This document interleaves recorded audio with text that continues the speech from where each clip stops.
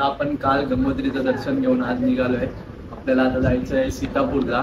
तिकडनं आपल्याला गौरीकुंडवरनं केदारनाथचं दर्शन घ्यायला जायचं आहे. तर आपण आता ट्रॅव्हलिंगच करतोय. आज 240 किलोमीटर आपल्याला गाठायचे, म्हणजे आज पूर्ण दिवस ट्रॅव्हलिंगमध्येच जाणार आहे. तर आपण खायला वगैरे थांबलोय. खाऊन परत बसमध्ये बसून आपण जाणार सीतापूरला. तर भेटूया आपण पुढे.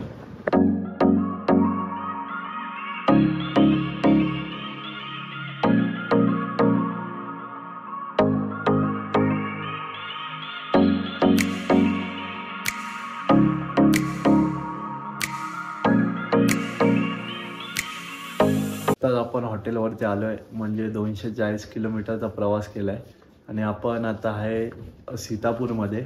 इकडनं गौरीकुंड फक्त 4-5 किलोमीटर आहे आणि गौरीकुंडपासून आपला ट्रेकिंग चालू होणार आहे. तिथे वरती आपण टेंट घेतला राहायला. तर टेंटमध्येच राहणार आहे एक दिवस. म्हणजे आपल्याला इकडनं निघणार आम्ही 5-5:30च्या दरम्यान. जेवढा टाईम लागेल तेवढा हळूहळू जाणार, बसत बसत ग्रुपमध्ये एकदम.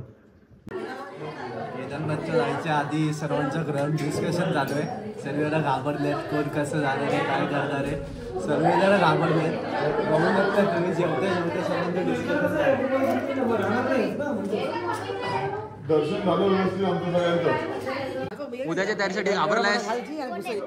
उद्या चढायचंय केदारनाथला, घाबरलायस? नाही, डर के आगे जीत है.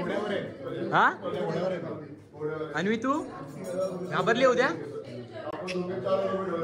अन्वीचे पप्पा बघू शकतात. मी सूर्य उगवतो घोड्यावर जाईल, नाही तर टांगा. आता 2 टांगा आहेत, टाकायचं डार्क टू 2 टांगा तर सर्वांचं ठरलंय 4 वाजता आपल्याला निघायचं आहे. तर बघूया आपण किती वाजता येतं. वैभवने सर्वांची शूटिंग केली आहे फुल एकदम. मी आपण चालतच जाणार. वैभव वगैरे आम्ही जाणार आहे. तर भेटूया आपण उद्या. कोण येत आहे आणि कोण नाही बघूया. Good morning public. आता वाजले 6. 4 वाजता आपण निघणार होतो पण 6 वाजलेत. तर आता आपण निघणार आहे, म्हणजे नाश्ता वगैरे तर झाला आपला. आता प्रॉपर आपण निघणार आहे. तर बघूया कोण घोडा करतो, काय करतो. आणि वातावरण तर एकदम साफ दिसतं आता. पण इथं सांगू नाही शकत, काय पण होऊ शकतं. 2 मिनटाला क्लायमेट डायरेक्ट चेंज होतो आता, कारण हेलिकॉप्टर वगैरे तर उडतं इकडनं. तर बघूया काय होतं पुढे. भेटूया आपण पुढे.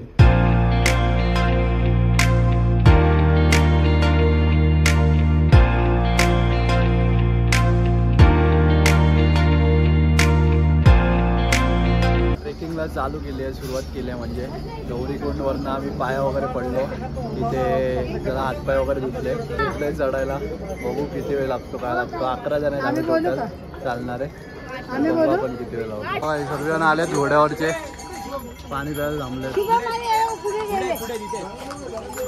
आम्ही चालत चाललोय. आम्ही थांबत चाललोय. लोक आलेत आता पार्टनर. मजा येते, चालत चाललोय. एन्जॉय करतो आम्ही. बाकी सगळे आमचे सर्वजण घोड्यावर गेलेले आहेत. आता चला, आमच्या घोड्यावरले सगळे पाणी प्यायले जातात. अरे मजा. वैभव नेमप्लेटचं काय? सगळं खोटं आहे आता, त्याच्यावरती कोणीच विश्वास ठेवू नका. तर इथं दाखवतात 12.50. हे सगळं खोटं दाखवत आहेत. अजून किती किलोमीटर बाकी? 17 किलोमीटर बाकी. इथं 12 दाखवतात. आम्ही जे घोडेवाले पिट्टूवाले वगैरे आहेत ना, त्यांना आम्ही विचारला. ते लोक बोलतात अजून 15-16 किलोमीटर बाकी आहे. दमलोय आता. अजून 10 किलोमीटर बाकी आहे आपलं. म्हणजे टेंटपासनं असं पकडलं तर 8 किलोमीटर येते. पण मंदिरमध्ये जायचं असेल 10 किलोमीटर बाकी आहे. आता सर्वांना बसलोय मॅगी खायला. थकलोय खूप. आणि मॅगी पण इथे 50 रुपयाला एक मॅगी.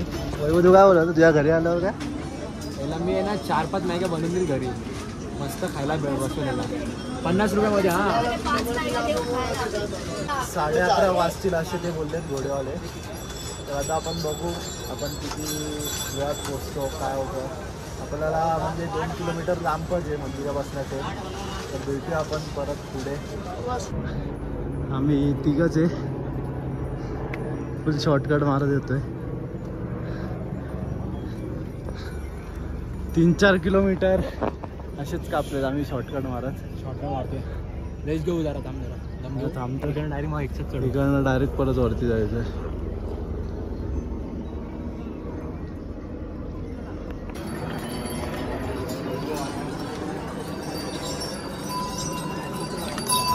चला चालत राहा चालत राहा चालत राहा. The next day. मी 9 वाजता आलो आणि ट्रेनमध्ये डायरेक्ट झोपून गेलो कारण कॅपॅसिटी नव्हती चालायची. आता आपण आम्ही चाललोय झोप वगैरे मस्त. पप्पा पण आहेत आणि चौकच राहिलोय पार्टी दर्शन घ्यायचं. तर आता चाललोय आलोय जवळ बघू शकतात गेट वगैरे.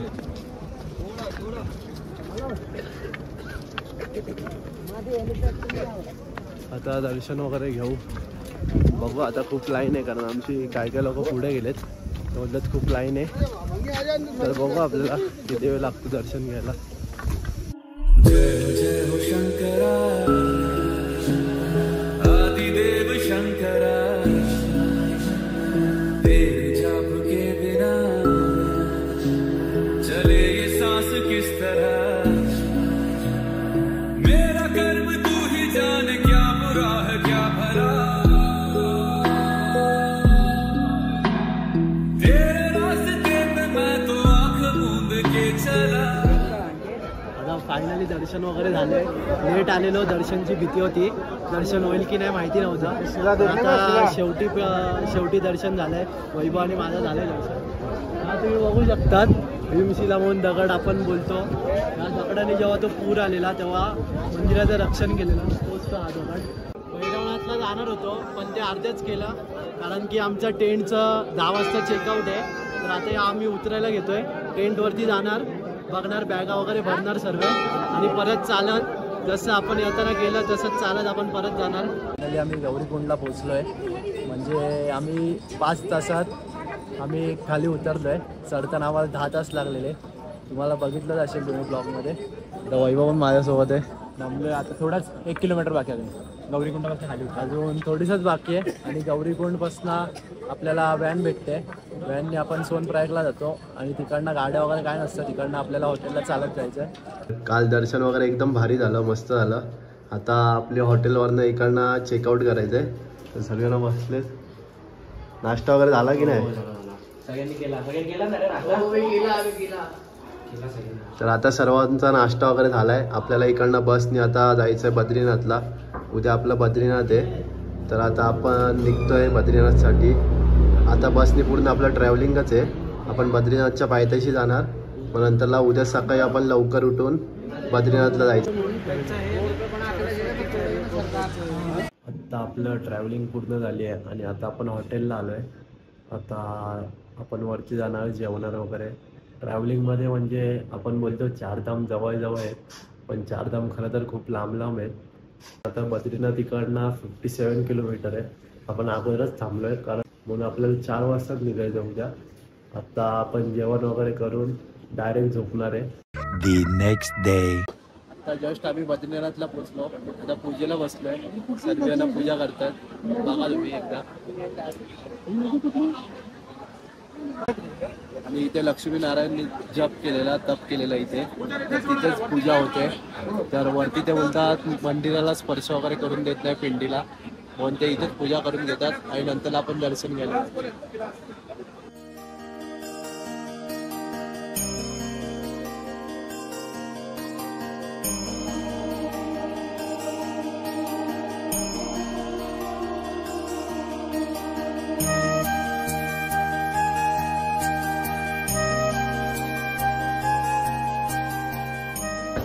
तर आत्ताच आम्ही दर्शन वगैरे घेतलं. खूप मोठी रांग होती. 3 तास आम्ही लगातार लाईनीत उभं होतो. पण जेव्हा दर्शन घ्यायला गेलो तेव्हा एकदम भारी वाटलं. दर्शन एक नंबर. म्हणजे जेवढा वेळ आपण लाईनीत उभं राहायचो पण आतमध्ये गेल्यावर एवढं भारी वाटलं की मस्त. दर्शन 1 नंबर झालेलं आहे. छान.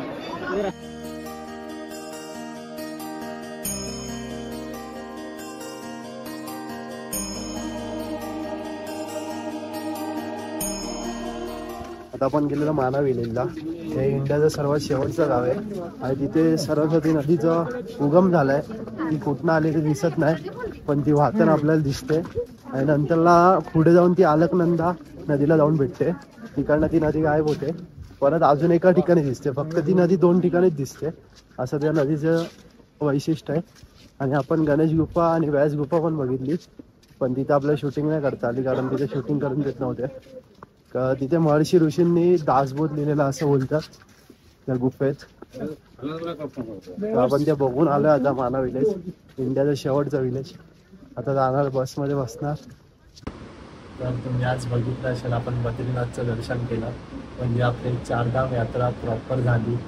आणि त्यानंतर आपण माना विलेजला गेलेलो. तिथे जास्ती शूट नाही गेलं कारण आपल्याला लेट झालेला, कारण आपण 3 तास लाईनीत उभं होतो बद्रीनाथच्या. तर आपल्याला लेट झालेला आणि आपल्याला लवकर हॉटेलला यायचं होतं. तर उद्या परत आपल्याला ट्रॅव्हलिंग करून ऋषिकेशला जायचं आहे. त्यामुळे The next day. आपण आलोय उत्तराखंडच्या महादारी देवीमध्ये. या देवीचं वैशिष्ट्य असं आहे की 2013 मध्ये जेव्हा उत्तराखंडमध्ये पूर आलेला तेव्हा ह्या मूर्तीचं म्हणजे मूळ स्थान आहे तिकडनं हिला हरवलं होतं आणि उत्तराखंडमध्ये पूर्ण पूर आलेला. आणि ह्या देवीचं असं एक वैशिष्ट्य आहे की ही दिवसांना 3 वेळा रूप तिथं बदलत असते. तर आपण दर्शन घेतलं या देवीचं आणि मस्त मंदिर आहे. खूप पाण्यात आहे मंदिर, पूर्ण मंदिर पाण्यात आहे. तर बघा तुम्ही.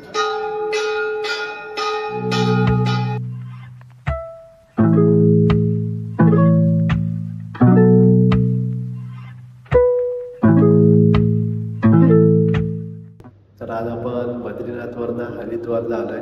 हरिद्वारला आपला स्टे आहे आणि आपण येता काहीतरी 240 किलोमीटर होतं ते तर आपण कंप्लीट केलं आणि हरिद्वारला आलो. आणि येता आपण धारा देवीचं दर्शन घेतलं. ते तर ब्लॉगमध्ये आपण सांगितलंच आहे कसं दर्शन घेतलं आणि त्या देवीचं काय वैशिष्ट्य आहे. उद्या आपण जाणार आहे साईट सीनला, म्हणजे जे हरिद्वारचे साईट सीन आहे ते करणार आहे. आणि उद्या आपली टूर म्हणजे प्रॉपर सर्व कंप्लीट होणार आहे. आणि उद्या काय काय बघू काय करू ते सर्व ब्लॉगमध्ये टाकूच. तर भेटूया आपण उद्या. The next day.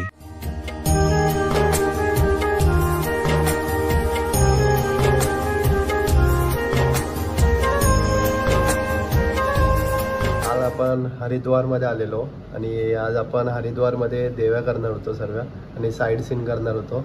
तर हरिद्वारमध्ये आपण 3 देवीचं दर्शन घेतलं. तर तिथे जास्ती शूट नाही केलं, काय काय फक्त मंदिरात आपण सिनेमॅटिक शॉट घेतले आणि त्याची इन्फॉर्मेशन वगैरे सर्व टाकेलच मी. आणि नंतरला आपण जाणार होतो ऋषिकेशला. तिथे आपल्याला त्रिवेणी घाटचं दर्शन करायचं होतं आणि तिथे आरती पण होते, ते पण करणार होतं. आपण निघाला पण होतो, 10 किलोमीटर गेलो होतो हरिद्वारवरनं. पण नंतरला मध्येच पाऊस चालू झाला, खूप डेंजर पाऊस पडत होता, विजा वगैरे चमकत होत्या. त्यामुळे मग आम्ही पुढचा प्लॅन कॅन्सलच केला आणि लेट पण झालेला. ते रिक्षावाले वगैरे बडबड करत होते म्हणून तिथे जायचा प्लॅन कॅन्सल केला. आता हॉटेलवरती आलो आहे. उद्या आपली ट्रेन आहे सकाळी इकडनं हरिद्वारवरनं दिल्लीला जायला, काहीतरी 7:30ची ट्रेन आहे. त्यानंतर परत आपली ट्रेन 12ला आपण दिल्लीला पोचणार. नंतरला परत ट्रेन आहे ती 4:30 वाजता आहे दुपारी. मग त्या ट्रेननी बसून आपला सफर एंड होणार CSTला जाऊन.